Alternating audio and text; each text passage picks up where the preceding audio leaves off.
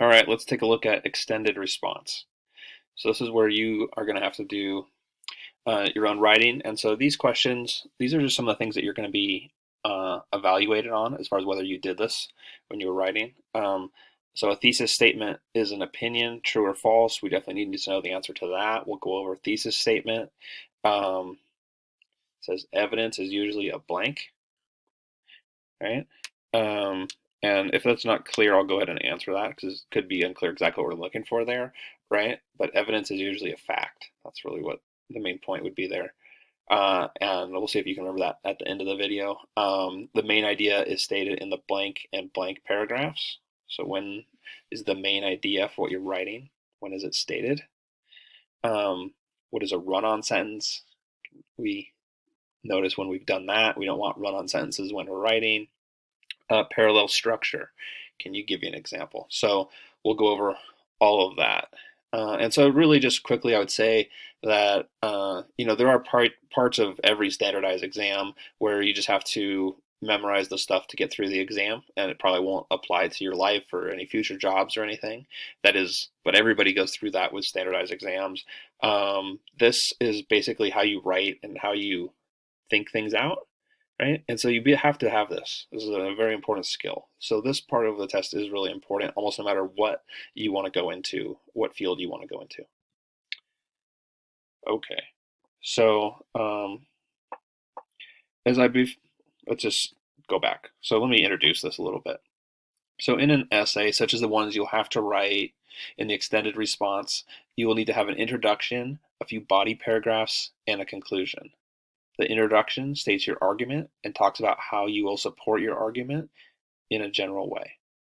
The body paragraphs, more than one, so typically it's a 5-paragraph essay, meaning there's 3 body paragraphs, give evidence and detail as to why you have taken the position that you have, right? So you have this main idea that you're introducing in the introductory paragraph, right? And then you have probably like 3 big points that you want to hit on, right? And each of those big points is its own paragraph. And then there's supporting details for each of those points. So we're going to talk about that a little bit more in the outline here in a second. You should have an outline, as I just said, and refer back to that as you are writing the body paragraphs. That's a good idea for sure. The conclusion restates the main idea, and the main idea being the thesis statement. We'll go over that as well.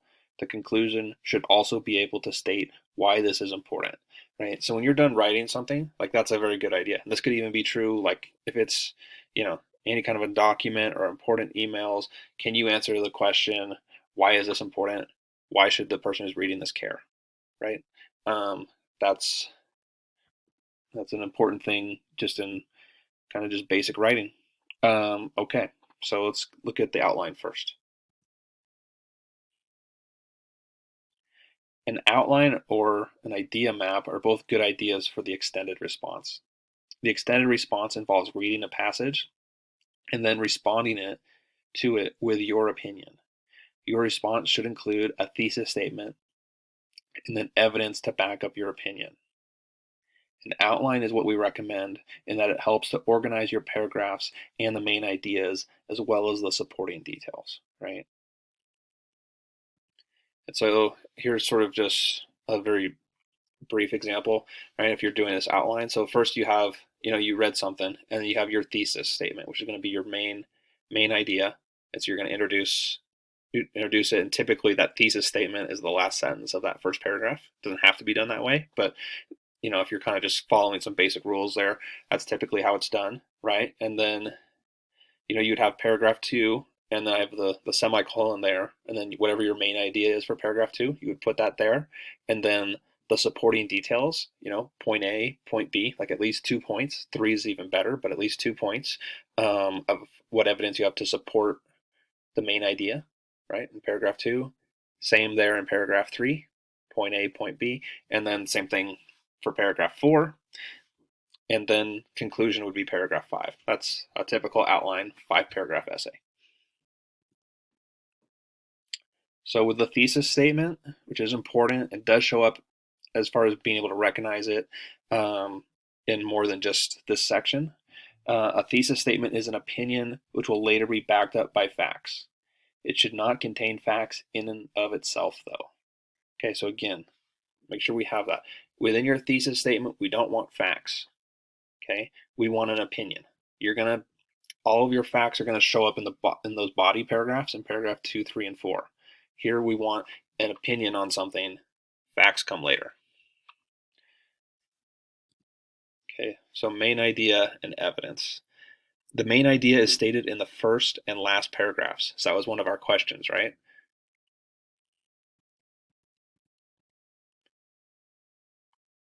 Okay, and they're like just looking at that first bullet point. Thesis statement is an opinion, true or false, right? We just answered that.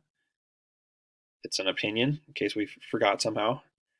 What was I looking for? Main idea stated in the first and last paragraphs. However, each paragraph should have one main idea of its own, have a topic sentence, and support the thesis statement. Okay. Evidence is usually a fact or some type of data. For example, 77% of those polled favor online elections is evidence for the opinion that we should legalize online balloting in the general election. Okay, that's a made-up number; it's not a real number, but that's something that we would like to have as evidence for legalizing online balloting. Online balloting. Okay, let's see if we can get this so we can actually read it. There we go. A run-on sentence has two or more independent clauses, i.e. complete sentences, without an appropriate conjunction or mark of punctuation. This could be written, first we went to the movies, then we went out to dinner, right? And you see that sentence right there, no comma, right? That's a run-on sentence. So other ways you could fix this run-on sentence, it could just be a period. First we went to the movies, period, then we went to dinner. So those are both simple sentences. That's fine.